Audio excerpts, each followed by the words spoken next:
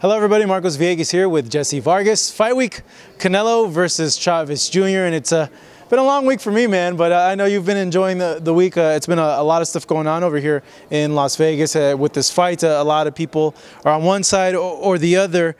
Tell me, give me your analysis of being a pro fighter and seeing the things that normal folks don't see when coming into this fight. What are the biggest factors?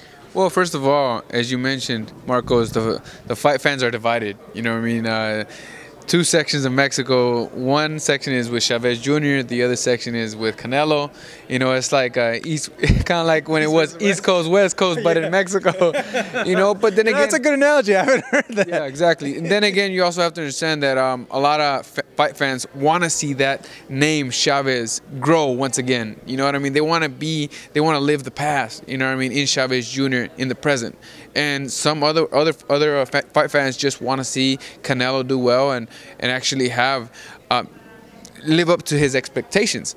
So it's definitely divided. But when it comes to the fight, it's going to be a big night, Saturday night. Fighting for the pride of Mexico.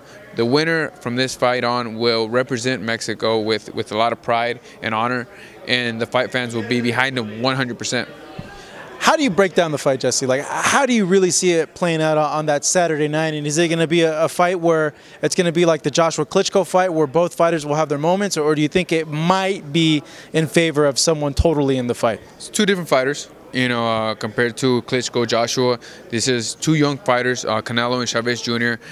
They're definitely going to give you entertainment. There's definitely going to be bursts and sprouts of a lot of action, But overall, I think that the fight's going to generate momentum for one fighter, and then it's going to quite change for the other, and just back and forth. Why? Because they both are very passionate to be victorious this Saturday night. Chavez Jr. has his father behind him, and I'm sure he doesn't want to let down his family, his pride, his country. Same with Canelo. Canelo doesn't want to let his country down. So it's a lot at stake, and I think that they're both going to dig very deep, which is going to result in a great, spectacular fight this Saturday night. So everyone should definitely tune in. HBO pay-per-view. And if you speak Spanish, you understand Spanish, tune into the SAP version. Click the SAP button on your cable channel or on the television, and I will be commentating alongside Ricardo Celis. So please tune in, and we hope that you enjoy the fight. But it's going to be a good one. Ricardo works. It's going to be a long week, for all of us. Ricardo works out a lot. I see his Instagram posts and everything. How do you see the fight really playing out? Do you see it ending in a knockout? Do you see it possibly going to a decision at all, 12 rounds, a split decision maybe? How do you really see it? I see, man, you just never know. I mean, in a fight like this, of this magnitude, you don't know the outcome. Canelo is going to come to fight. He always prepares himself at the best way possible, and he comes in great shape. Chavez Jr. is, for the first time, I'd say, focused, dedicated, and determined to win and train well. The only important factor that we need to look at is, will he be able to rehydrate, from the day of the weigh-in to the day of the fight? That's the question. I think he shouldn't have a problem because he has Memo Heredia behind him, but that's the big question that no one knows and no one can answer, except for we'll find out the end result come Saturday night. If he's able to recover and come strong, because he should be the stronger fighter. He is the heavier, taller, just larger man, and then that can actually play in favor for Chavez because he can impose his power and strength during the fight, which actually might affect Canelo. You have to look back at both fighters' resume. Canelo is known to push stronger the second half of the fight. Chavez is known to push strong the first half of the fight. And towards the later rounds, besides not including the Sergio Martinez fight, that was spectacular finish for Chavez Jr., but most fights he kind of just, he slows down as the fight goes. So this fight, he needs to make sure that he's able to maintain his conditioning and maintain the activity level high throughout the entire fight. That way he can stay up on points. Same thing for Canelo. He needs to start faster or gradually increase the punch output. You saw Junior the other day at the Top Rank gym. I saw your post on your Instagram. How do he look to you? You basing him on a few days out now from the fight? Man, both fighters look great, man. Both fighters look in phenomenal shape. You can tell that they are dedicated and they're responsible gentleman when it comes to the sport.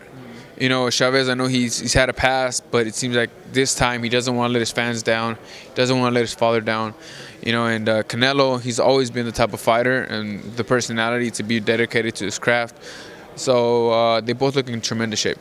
Now, switching topics to you in your career, we had a welterweight fight that happened with Adrien Broner and Sean Porter. You have Keith Thurman out there. How do you really see the landscape with those fighters and the other fighters, and really how you fit in as well? You know, I mean, I definitely fit in. I mean, I don't even have to mention that, to be honest. You know, I've earned the position that I'm at now, and I'm ready for any welterweight in the division. Whoever the fans want to see me fight against, that's the fight that I will push forward to fighting against. You know, whatever opponent, whatever fighter you would like to see me, and all they have to do is just mention it on social media, let us know. You know, go to my Twitter page, my Instagram, let me know who you want me to fight next. You know, I'm here to fight for the fans, and that's what it's about. You know, that's the way I see it. You know, you're the one buying the pay-per-view, so I want to make sure that you get action, and that's where I'm at. You know, I don't have a fight lined up just yet. We had a very entertaining fight against Manny Pacquiao. The fans enjoyed it, and we're looking forward to the next fight. We just don't know exactly when it might be. Hopefully sometime in August at the latest. I know I keep pushing it forward, but you know, we're getting some things figured out with Top Rank, but soon we'll have something to confirm and to let our fans know what's next. But I hear Broner, you know, I hear they mention Broner, the Bradley rematch. You got Keith Thurman, that he's the WBC champion now. Hey, I'm in for that. I mean, everyone knows that I don't shy away from a fight. You know, I mean, you mentioned a guy, said, "What's up? Let's do this." You know, so we'll see. Soon we'll know. You know, speaking of that division, you mentioned so many people there, and then you have other people from 140 moving up to 147 and moving back down to 140 as well. How do you rate who's at the very top? Because consensus says right now that many feel that's Thurman because of the wins over Garcia, the wins over Porter. But then you have this Spence Brook fight, which you were supposed to fight Brook, I want to say August of last year. That didn't happen. But how do you rank everybody?